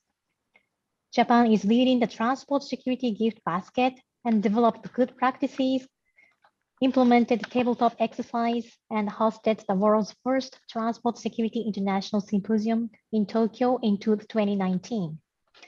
But one of the highlights of Japan's commitment to the Nuclear Security Summit was the establishment of the ISCN JAEA. Next, please. So the ISCN, Integrated Support Center for Nuclear Non-Proliferation and Nuclear Security, is the regional center of excellence for human resource development support to contribute to strengthen nuclear non-proliferation and nuclear security. So we were established in 2010 under the Japan Atomic Energy Agency, JAEA. So JAEA is Japan's sole comprehensive nuclear energy research and development institute funded by the government. As an operator of nuclear research facilities, JAEA holds practical experience and expertise in safeguards and nuclear security. And together with its actual facilities, they serve as a great asset to ISCN's training activities. So now I'd like to turn the floor to Mr. Okuda. So following Ms. Naoko Noro, I'd like to talk about ISCN's human resource development support activities.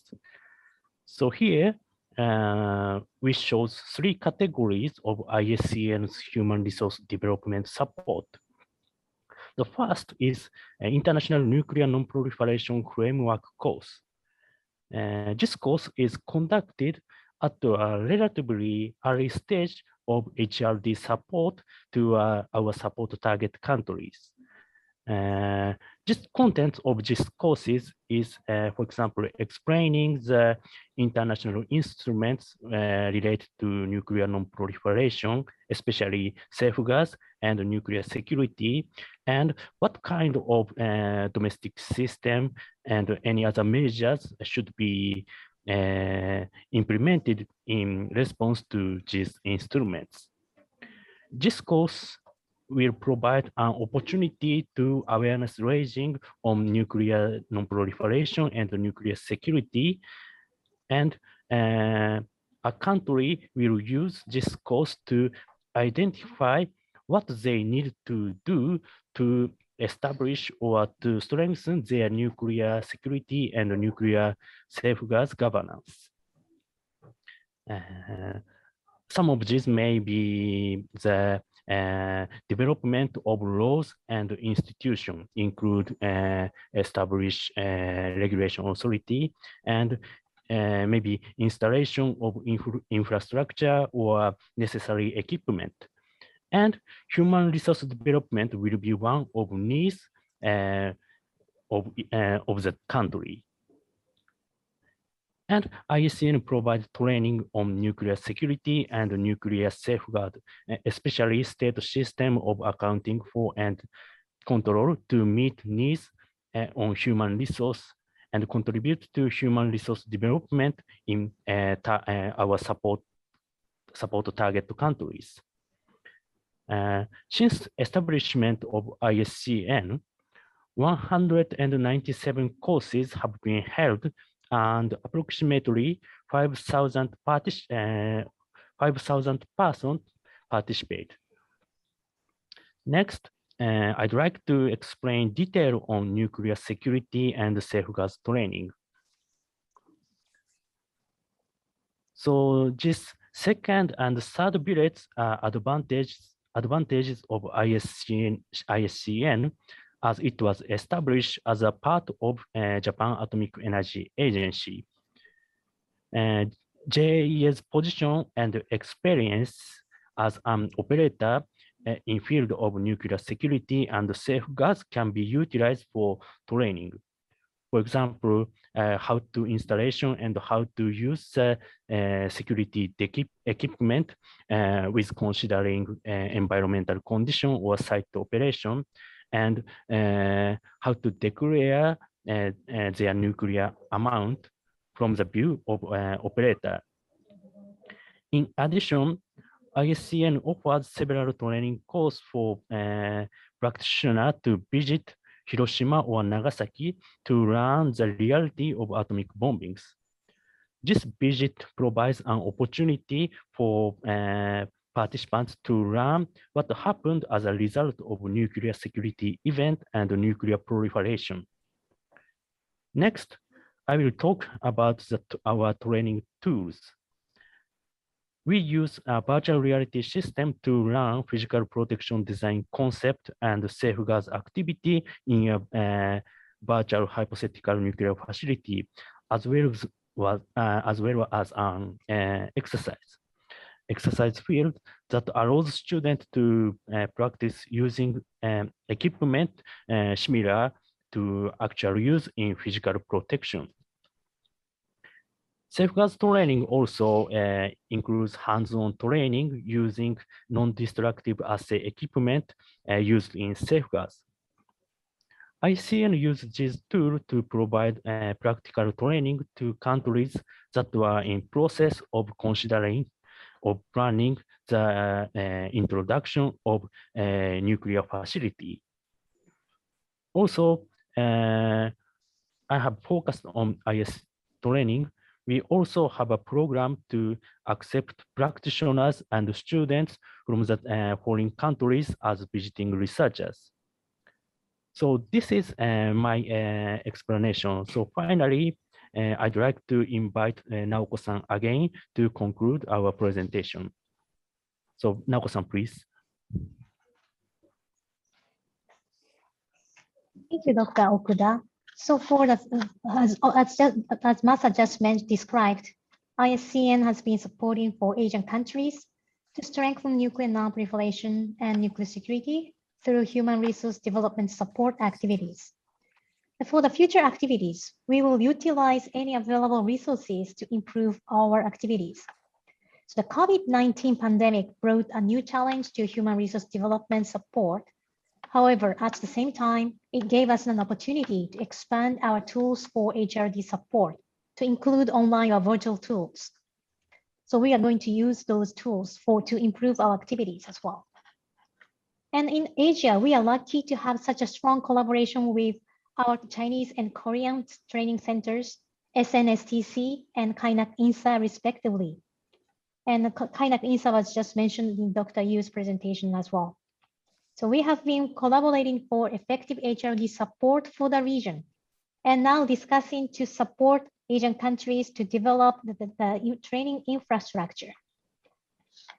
Another very useful resource for HRD in the region is the wider nuclear energy technology education and training community inside Japan. So this is called the JHRD Net. This community provides training and education to the regional participants as well, focusing more on the safety or nuclear energy itself. And ISCN is focusing on nuclear non-proliferation safeguards and the nuclear security.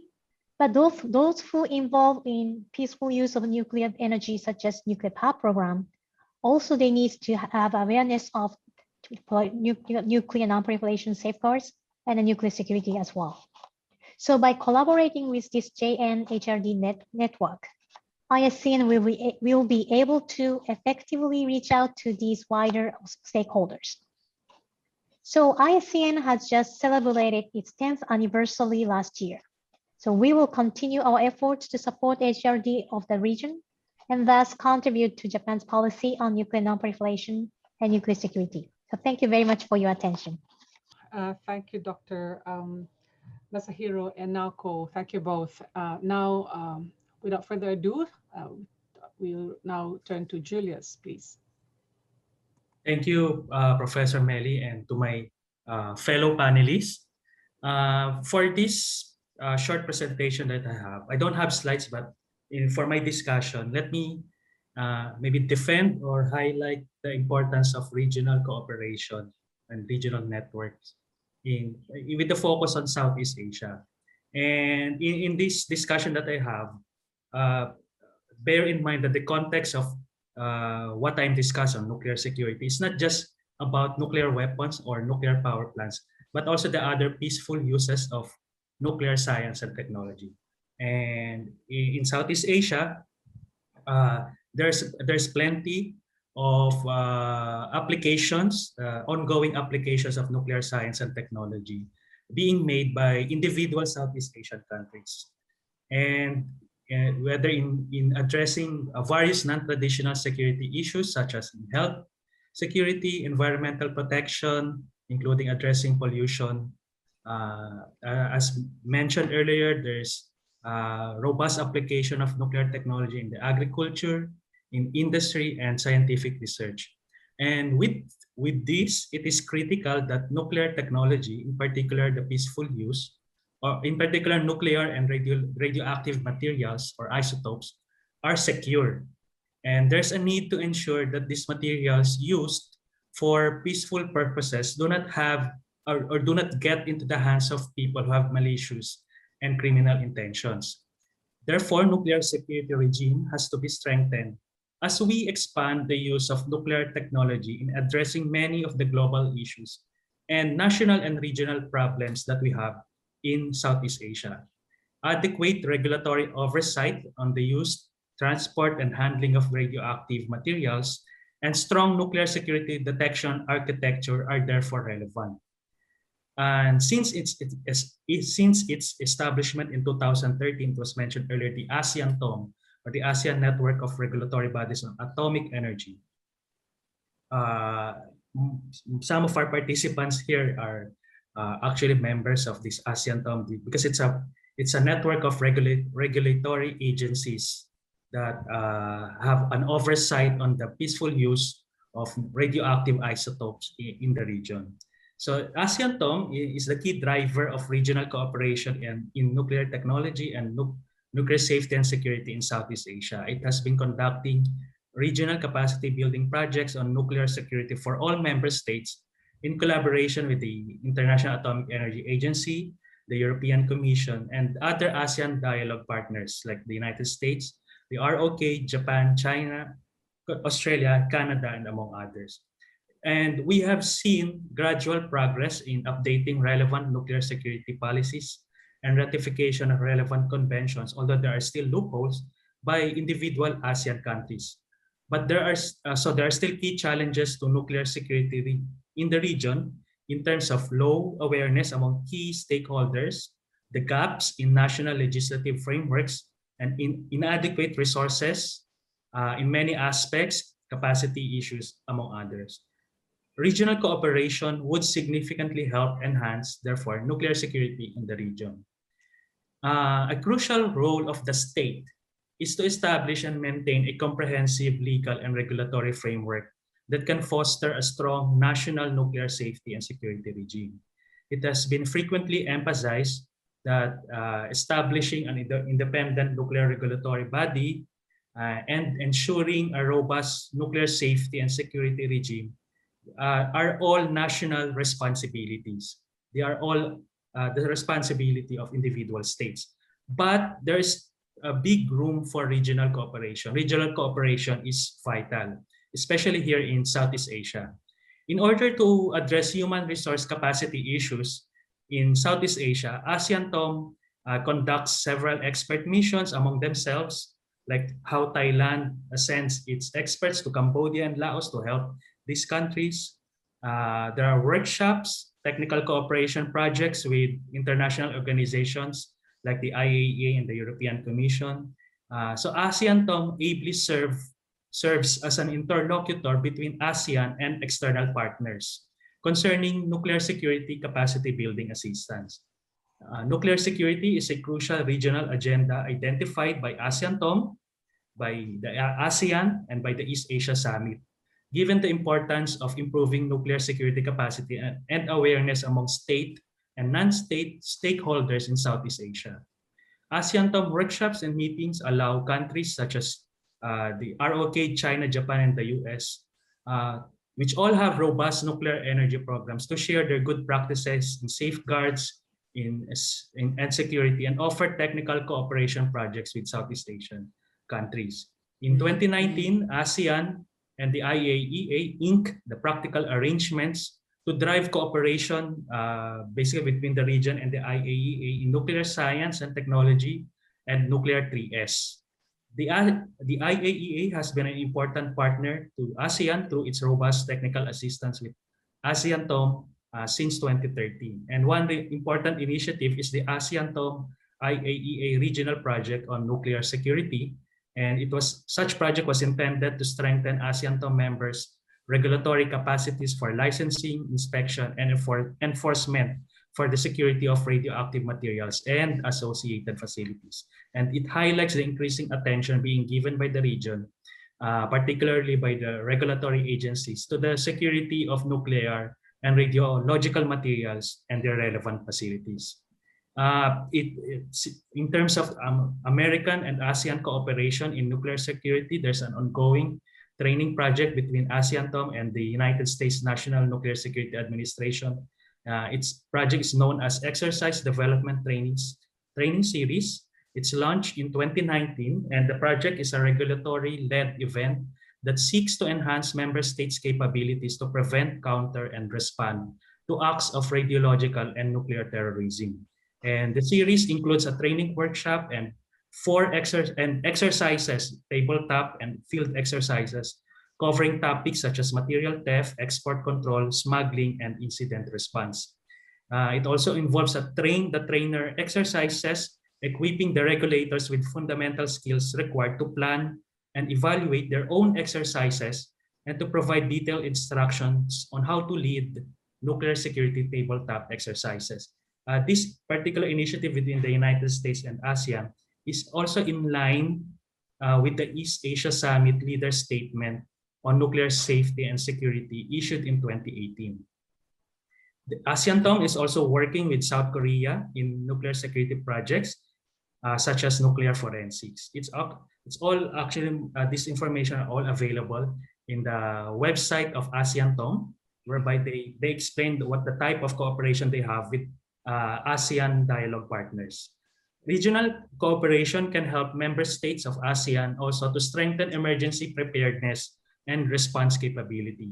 ASEAN-TOM has identified nuclear emergency preparedness and response as among its core priorities in view of the lessons from the Fukushima accident, the future plans of several countries in the region to build their own nuclear power plants, like the Philippines, and the presence of nuclear power plants in the region's borders. So like Vietnam's border with China and Myanmar's proximity to Bangladesh, which is a country that has an ongoing construction of its first nuclear power plant. So ASEAN-TOM has been collaborating with the European Commission and the IAEA on emergency preparedness and response projects, multi-year projects aimed at developing an action plan, a regional action plan, a regional protocol, a regional platform for decision-making and coordination during an emergency, and an ASEAN Early Warning Radiation Monitoring Network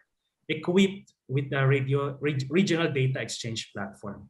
Now, apart from ASEAN-TOM's work, the ASEAN Regional Forum, through the annual ARF Intersessional Meeting on Non-Proliferation and Disarmament, also serves as a valuable multilateral forum among ARF member states to share their assessments on peaceful uses of nuclear technology, regional and global non-proliferation issues, and disarmament. The ARF Plan of Action 2020 to 2025 encourages capacity building, cooperation, and knowledge sharing in nuclear and radiological risk reduction. And in this regard, the ARF's recent initiative, this virtual ARF regional workshop on nuclear risk reduction, should be seen as an important effort. It was co-chaired by the Philippines and Australia in November 2020, and it aimed at building collaboration among ARF members, both nuclear weapon states and non-nuclear weapon states in the ARF, on promoting awareness of nuclear risk reduction approaches. And complementing the ASEAN-TOM network and the East Asia Summit and the ASEAN Regional Forum are knowledge centers like universities and research institutions, which are members of the International Nuclear Security Education Network, or INSEN. We mentioned about the bottom-up approach earlier. So these knowledge centers, who are primarily members of INSEN, they can also further strengthen and even deepen nuclear security in the region through educational and capacity building initiatives. Established in 2010, INSEN is a partnership, a global partnership between the IAEA and educational and research institutions dedicated to advancing sustainable nuclear security education. In Southeast Asia, INSEN's impact on nuclear security is reflected on the educational activities of its members in the region. So Singapore, Malaysia, Thailand, and Indonesia have universities actively participating in INSEN meetings and activities. And RSIS is an active member of INSEN. So we co-organized the IAEA Regional Faculty Development course on nuclear security involving INSEN members from the Asia Pacific in 2019. And it was regarded as the first regional faculty development course in the Asia Pacific organized by the IAEA Division of Nuclear Security in cooperation with an INSEN member, which is as RSIS. So the nature of regional cooperation on capacity building taking place in Southeast Asia certainly provides a good foundation to pursue a more robust, collaborative framework for nuclear security in the wider Asia-Pacific region. And a step in this regard is to have a regional action plan or a roadmap for nuclear security in the Asia-Pacific that could deepen cooperation between ASEAN and other countries in the wider region and foster closer collaboration. The action plan may contain necessary mechanisms to facilitate and expand cooperation on knowledge transfer or technology transfer, emulating Southeast Asia's examples. Convening ASEAN-TOM regional workshops and expanding such regional activities to include other Asia-Pacific countries could be included in that action plan. The important or critical role that ASEAN-TOM may play in the future landscape of nuclear governance of the Asia-Pacific region should be explored. I know in our conversations with some ASEAN-TOM colleagues, they're very humble and they said that ASEAN-TOM is still a new organization, but it has a very, for me, it's a bright future as a not just an interlocutor, but as a key driver of nuclear governance or nuclear cooperation in Southeast Asia and beyond, given that Southeast Asia has also good relationships with other nuclear powered countries like China, Japan, United States, and South Korea. So moving forward, future research or policy studies on the issue of nuclear security governance driven by ASEAN institutions would still need to continue rethinking how to jointly address critical issues that might hamper or hinder regional nuclear security cooperation in Southeast Asia and the broader Asia Pacific. And to this end, the contribution of informal networks of knowledge centers like INSEN or like the CISCAP and other expert communities must be integrated with the growing cooperation in Southeast Asia. Thank you. Thank you very much, Julius. It puts of gives that last presentation talks really sort of fills in the gap between the global, the national. When you have the role that regional institutions and bodies can actually play in charting more pathways to cooperation in the region. We have some questions now, and I suggest we extend a bit of our time in trying to take as much questions as possible. There is a question comparing, I guess, the last presentation, ASEAN-ATOM with Euratom because of its success, but I will ask Julius to respond on that later because you just gave your presentation. There's a question of the important role of centers of excellence. One in particular refers to Japan and to the extent to which,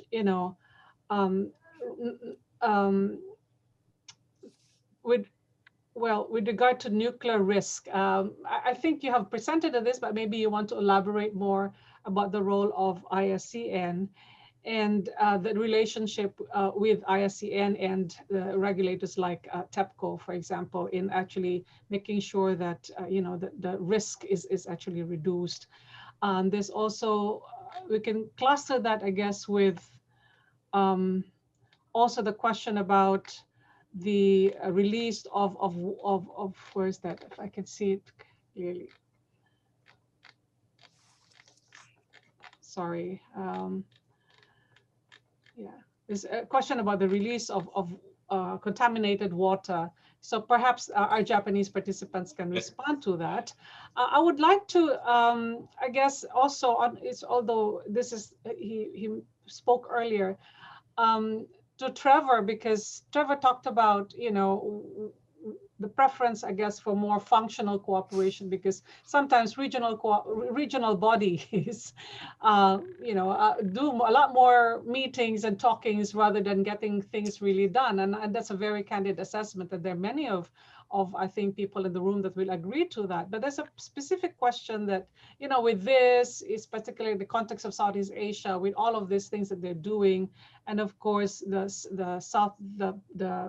presence of the Southeast Asian Nuclear Weapons Free Zone treaty, will that actually encourage other countries like the US, for example, to actually do more regionally than just bilaterally? So I guess to Trevor and perhaps also David can pick up on that. Yeah.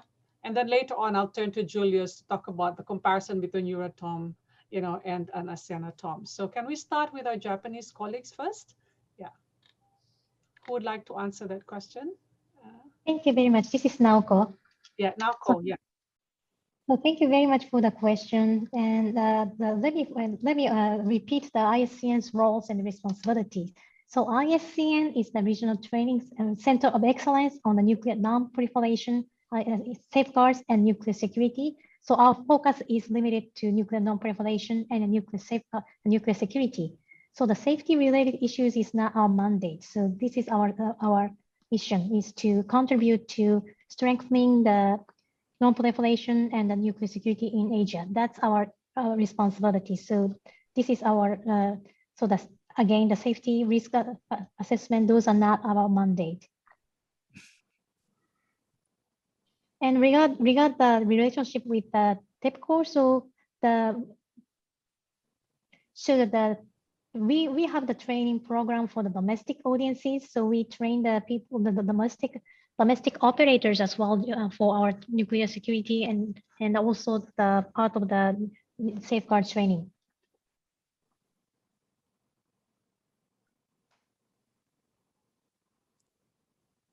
Sorry, Mely. Yes. Would you like to comment on a concern expressed about the release of the radioactive water in the ocean? I know you do more about nuclear security and non-proliferation, but can you say something on that, maybe to reassure our audience that this is actually safe? I'm sorry, I cannot answer to that question. This is not beyond. This is beyond our mandate. Sure. Okay. Right. So can I turn to both David and Trevor to comment about, all of this regional matters, for example, in the case of ASEAN with the Southeast Asian nuclear weapons free zone, does it actually help in, sort of pushing the US to expand or to deepen its cooperation with the region? Trevor. Well, I would just say in general that in these matters, there's always a push and a pull. So in the past, the impression has been that Western countries like Canada, Australia, the United States and the IAEA were pushing the regional states in Southeast Asia particularly to improve nuclear governance and capacity.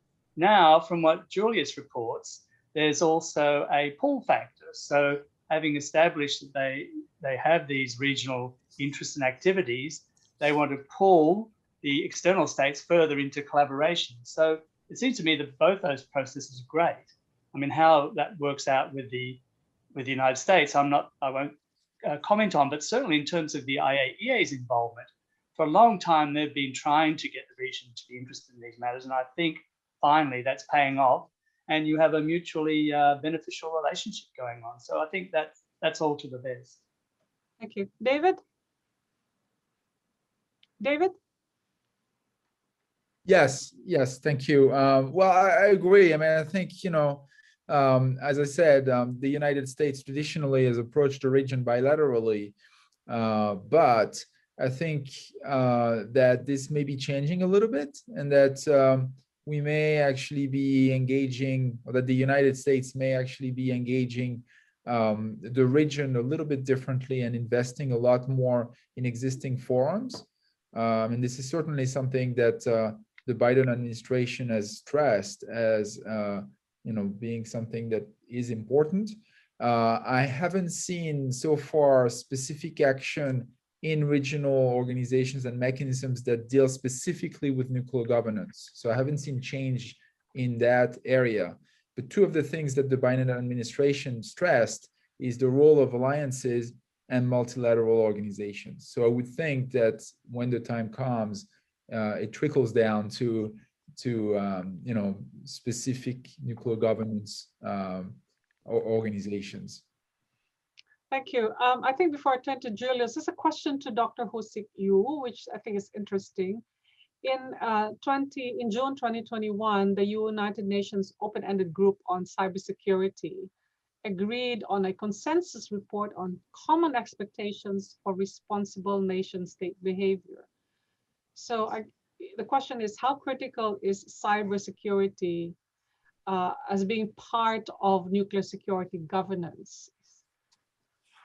Dr. Thank you for question about the cybersecurity. As I mentioned, that the cybersecurity is a prime concern nowadays. Yes. In 2014, some hacking group, called Huemai, attempt to hack the nuclear power plant in our country. And at the time, so we are very concerned about the safety of the nuclear power plant. So many people think that the nuclear power plant may be safer than other facilities in terms of cyber, because the cyber space for the operation of nuclear power plant is isolated from others. But at that time, we found that some kind of insider's role, that the isolated the cyber space can be breached. So in terms of nuclear governance, I think that the cybersecurity issue is very important, and most South Asia and the other country must prepare for the response against the cyber attack. So many countries, including Korea, are making every effort to prevent the cyber attack from the other countries and the internal source. But as you know, that it's not easy, because the cyber technology is improved drastically compared to the government sectors.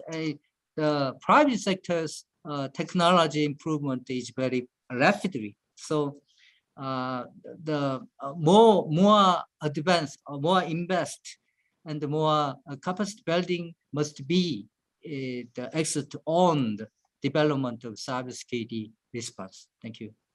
Thank you.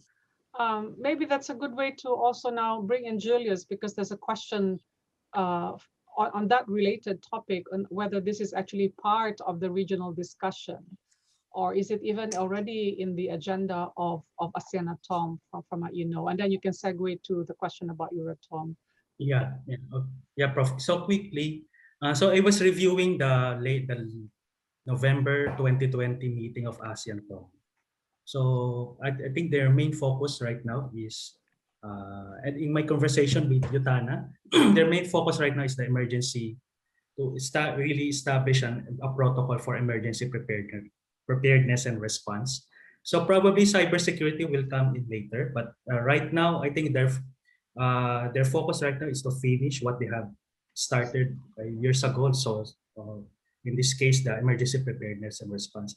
But in the case of cybersecurity, in general, ASEAN in general, not just in ASEAN, but cybersecurity has been already part of the ASEAN conversation. There are other, I think, ministerial meetings, not ASEAN, but other ministerial meetings that cover cybersecurity cooperation in general in Southeast Asia. Now, for Euratom and ASEAN Tom, I think Euratom is a treaty-based. It's a treaty-based organization, whereas ASEAN Tom is it's a there's no treaty, but there's a TOC, if I'm not mistaken, in terms of a TOC between members. So it's not governed by a treaty, although we have the CIANFES, but it doesn't govern how ASEAN Tom should interact with fellow members. So I mean, if there will be a Euratom for a future nuclear governance in the Asia Pacific, I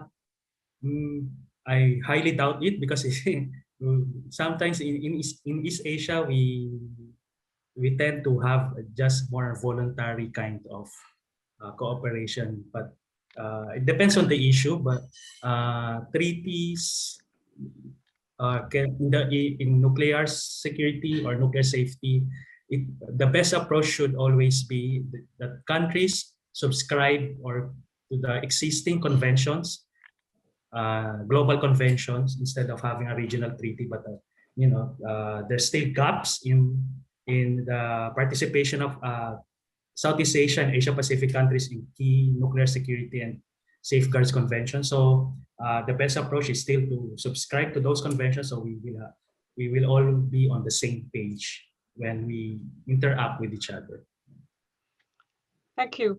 The rest are just comments, but there's one on the role of NGOs and CSOs actually. So we don't have a paper on that, but I think this is an important topic that needs to be discussed. And very briefly, I suppose can anyone in the panel sort of address this and what they can actually do and have been doing?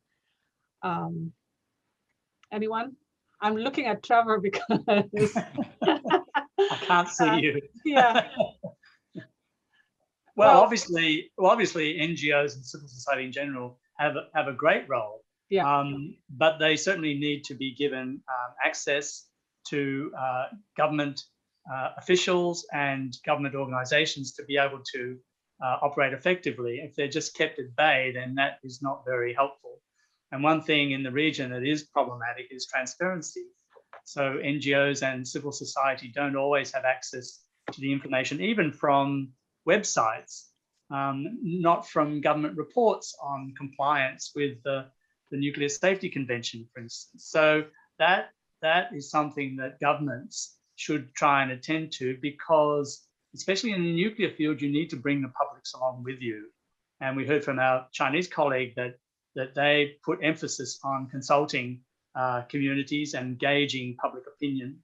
And I know Indonesia does that as well. So, but they're vital stakeholders, the NGOs and civil society in nuclear at all levels, whether you're talking about nuclear for hospitals or nuclear power plants at the other end of the scale. So that to me is very very significant. But I think Julia's outlined very well the way that NGOs and academics and others have been drawn in the Southeast Asian processes. So I think that, in a way, that's a model that probably should be applied to North Asia. So I think that's one area where the North could learn from the South, as it were. Yeah. Touching on what you said in the beginning, that we're really looking at a very, when you talk about Asia Pacific, of course, now some people would refer to the term as Indo-Pacific rather than Asia Pacific, but really it's such a diverse region. And you talk about the tale of two regions, but there will be those who would argue that it's more than two regions actually. But you know, when you look at the different interests, configuration of interests, even with just the whole field of nuclear governance, so it's perhaps impossible to have really one big umbrella, but have a proliferation of different types of different arrangements, if you like. In the next, I think we just have about a few minutes left. Could I just ask the rest of the panel to say, you know, your last few words, and if you haven't if this is an opportunity for you to perhaps flag an issue that you wanted to raise earlier but failed to do so, within the context of this, you know, this big topic, unwieldy topic about nuclear governance. Obviously, as we have discussed in this time allotted to us, there are different pathways to it, from the more global, and then the regional, and of course the national, and as you put it, the bottom up and the top down approaches, and of course what the regions can actually do. So if you step back and say, where are we as far as nuclear security governance is concerned, and what is there that needs to be further done in the midst of all of this, you know, very rapid developments that are taking place around us, what is it that you would like to say? So may I start with from the last speaker to the first. So Julius, 30 seconds or 1 minute. I think we can go for 1 minute. Yeah. Okay.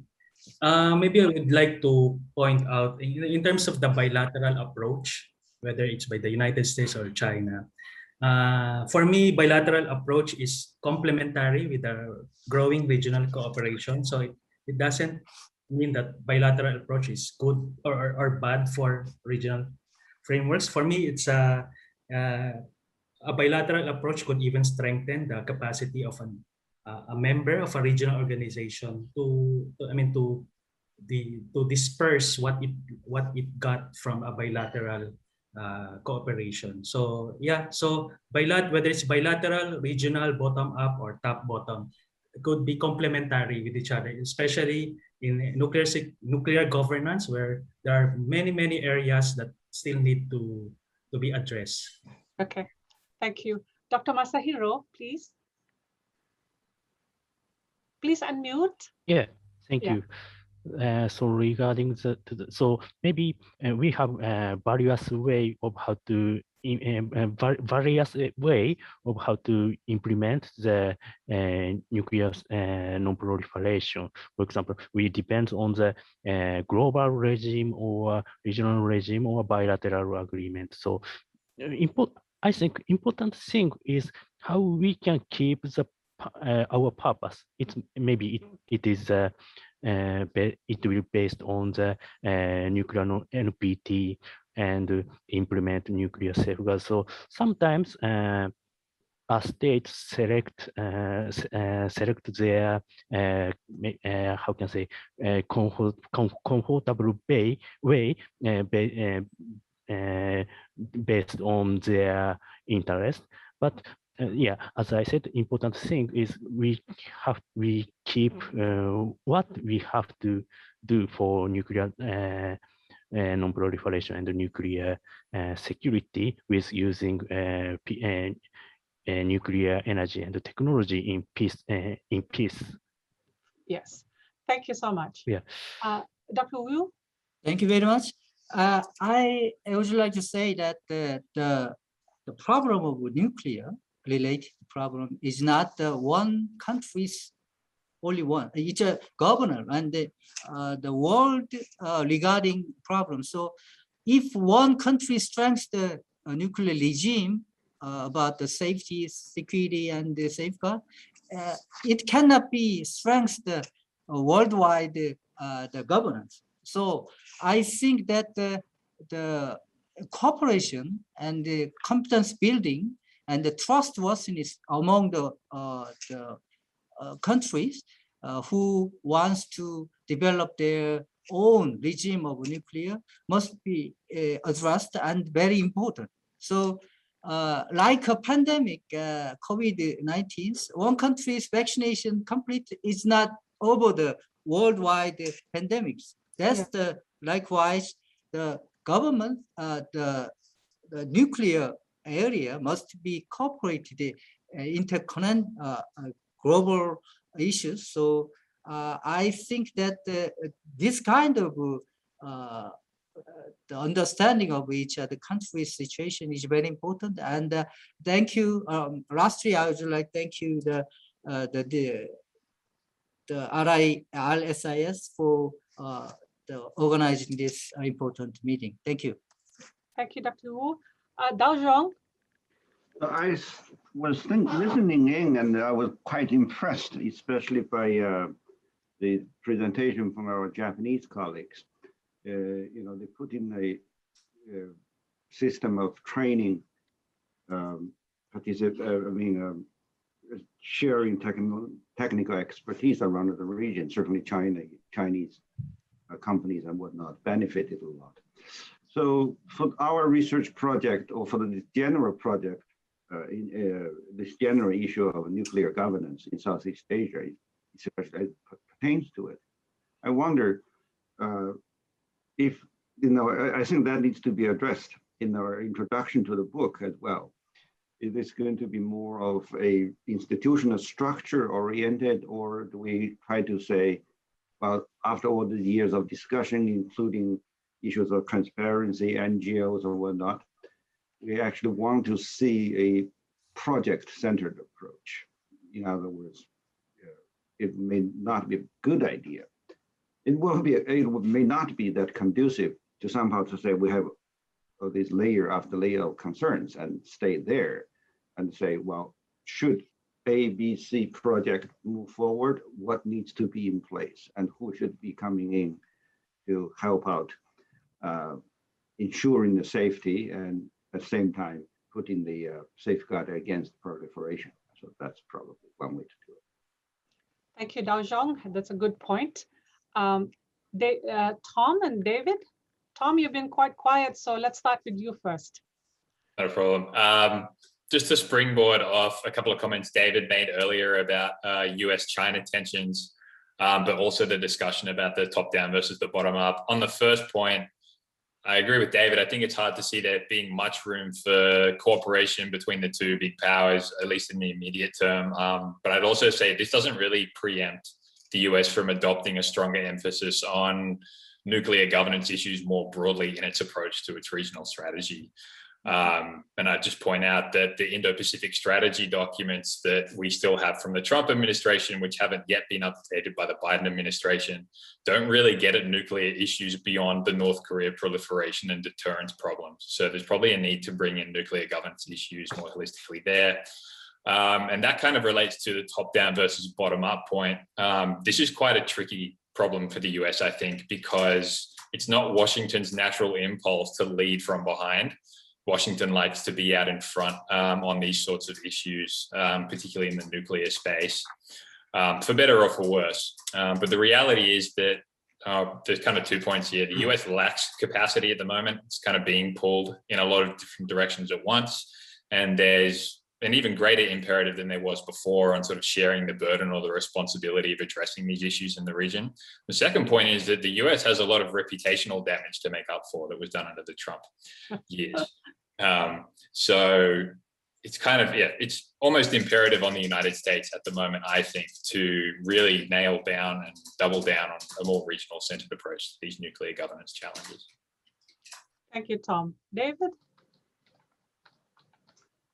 Yes, thank you. So to answer your question very directly, I would say focus on the low-hanging fruit. Everyone can do something about this problem, so do what you can, I would say, and make plans for the rest, because there's still a lot of work to do, as we've heard. So this is how I would approach it. Again, a focus on the bottom up in Asia, I think, is critical. I would also add, don't ignore the top-down approach. We need leadership as well.